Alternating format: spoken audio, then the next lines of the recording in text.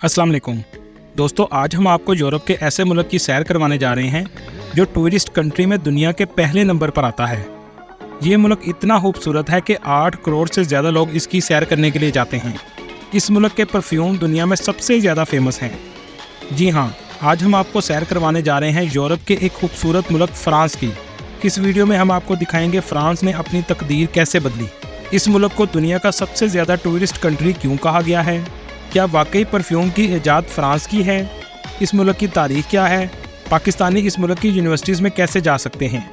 इसके अलावा बहुत से हक़ाइक़ से आपको आगाह करेंगे। आज की वीडियो बहुत इंटरेस्टिंग होने वाली है, एंड तक ज़रूर देखिएगा। और नए आने वाले दोस्तों से गुजारिश है हमारे चैनल को सब्सक्राइब और लाइक ज़रूर कीजिएगा। चलें अब निकलते हैं फ्रांस के एक शानदार सफ़र पर। इस मुल्क का ऑफिशियल नाम द फ्रेंच रिपब्लिक है। फ्रांस की कुल आबादी 6 करोड़ 50 लाख के करीब है, जो आबादी के लिहाज से दुनिया के 23वें नंबर पर आता है। फ्रांस 5,51,000 मुरब्बा किलोमीटर में फैला हुआ दुनिया का 49वां बड़ा मुल्क है। इस मुल्क में ज़्यादातर लोग शहर में रहना पसंद करते हैं। इसी वजह से 82% लोग शहरों में रहते हैं और सिर्फ 18% लोग गाँव में आबाद हैं। दोस्तों, फ्रांस दुनिया के सबसे डेवलप मुल्कों में आता है। इसी वजह से इसे यूरोप का सबसे अमीर मुल्क भी माना जाता है और फ्रांस दुनिया का चौथा अमीर मुल्क भी है। इसके अमीर होने की एक बड़ी वजह टूरिस्ट इंडस्ट्री है। क्या आप जानते हैं दुनिया में सबसे ज़्यादा टूरिस्ट फ्रांस में आते हैं, जो तकरीबन 7 से 8 करोड़ सालाना विजिट करते हैं। आप इस बात से भी अंदाज़ा लगा सकते हैं कि ये मुल्क कितना खूबसूरत है। फ्रांस की औरतें दुनिया में सबसे ज़्यादा लंबी उम्र तक जिंदा रहती हैं। इसकी वजह अच्छी खुराक और टेंशन ना लेना और एक्सरसाइज करना है, और ये खुद को फिट रखती हैं। दोस्तों, 2016 में फ्रांस ने एक बहुत अच्छा कानून बनाया। अगर किसी भी रेस्टोरेंट में खाना बच जाए तो वो फेंक नहीं सकता, बल्कि इसको गरीबों में देना पड़ेगा। अगर वो फेंकता हुआ नजर आए तो इसको बहुत भारी जुर्माना देना पड़ता है। वैसे तो ये कानून हमारे मुल्क में भी होना चाहिए। फ्रांस के लोग शराब पीना बहुत पसंद करते हैं। इस मुल्क में शराब पानी की तरह पी जाती है। ये सिर्फ पीते ही नहीं बल्कि पूरी दुनिया को बेचते भी हैं। फ्रांस का दारुल हुकूमत पेरिस है, जिसे सिटी ऑफ लाइट्स भी कहा जाता है। अगर आप इस शहर का नज़ारा ऊपर से देखें तो आपको लाइट्स का एक खूबसूरत मंजर नजर आएगा। इस शहर में टूरिस्ट सबसे ज़्यादा आते हैं। दोस्तों, फ्रांस को दुनिया के सबसे महफूज मुल्कों में भी माना जाता है। अगर यहाँ के मज़हब की बात करें तो 47% रोमन्स कैथोलिक, 2% प्रोटेस्टेंट, 33% का कोई भी मज़हब नहीं, 4% मुस्लिम और बाकी दूसरे मज़हबों के लोग आबाद हैं। इस मुल्क में पाकिस्तानियों की तादाद तकरीबन 24,000 के करीब है और इंडियंस की तादाद तकरीबन 65,000 है। अगर इस मुल्क के बॉर्डर्स की बात करें तो Belgium, Luxembourg, Switzerland, Spain, Italy, Germany, Atlantic सी, इंग्लैंड और मेडिटेरियन सी से लगते हैं। दोस्तों, आपने अक्सर फ्रेंच रेवोल्यूशन के बारे में सुना होगा, जिसके बाद फ्रांस की तकदीर बदल गई।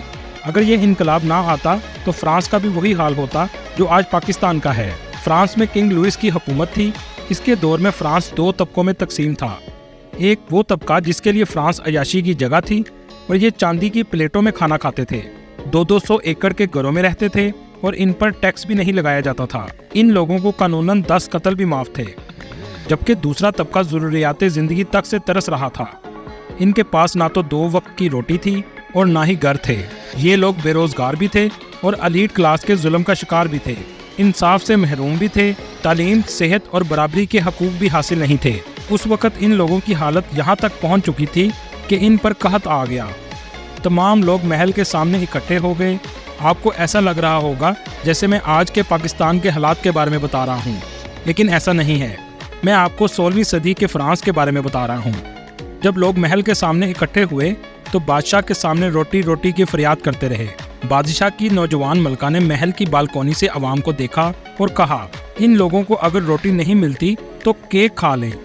वो लोग रोते रहे और मुल्क का अमीर तबका इन पर हंसता रहा। उस वक़्त रिश्वत इतनी आम थी कि पेरिस में मुर्दों तक की तदफीन रिश्वत के बगैर मुमकिन नहीं थी। इन हालात में 17 जुलाई 1679 को ऐसा ग्रुप उठा। इसने हाथ में डंडे उठाए और पेरिस की तरफ चल पड़े। हुकूमत ने लोगों को बागी करार दिया और फौज को इन्हें कुचलने के लिए भेज दिया। लेकिन फौज के पहुंचने से पहले ही ये छोटा सा ग्रुप हज़ारों लाखों की फौज बन चुका था। जब ये पेरिस पहुंचे तो इन्होंने हर उस शख्स की गर्दन उड़ा दी जो दिन में 3 बार खाना खाता था, जिनके बड़े बड़े घर थे। इस इनकलाब में फ्रांस के पसमानदा तबके ने बलाई तबके के वजीरों, मशीरों, सफ़ीरों, ताजरों, सनतकारों सबकी गर्दनें उतार कर अपनी नींद सुला दिया। हजूम ने बादशाह के महल पर हमला किया, बादशाह को बाहर निकाला और सड़कों पर घसीटा और हजारों लोगों के सामने इसे सूली पर चढ़ा दिया, जबकि मलका को 6 बाय 6 फुट के छोटे से मोर्चे में बंद कर दिया। ये इनकलाब 1792 तक कायम रहा। इसके बाद फ्रांस से बादशाहत हमेशा के लिए खत्म हो गई। इसे तारीख इनकलाब फ्रांस या फ्रेंच रेवोल्यूशन के नाम से जानती है। दोस्तों, दुनिया की 2 जुबानें ऐसी हैं जिनमें कोई भी अबहम नहीं है, एक अरबी और दूसरी फ्रेंच है।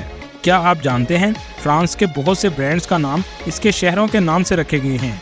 आपने ग्विंची के परफ्यूम भी इस्तेमाल किए होंगे, जो पेरिस से लंदन जाने के रास्ते में एक गांव का नाम है, जहां आपको लाहौरियों की कब्रें भी मिलेंगी, जो पहली जंगे अजीम में बरतानिया की तरफ से लड़ते हुए इस गांव के पास मारे गए।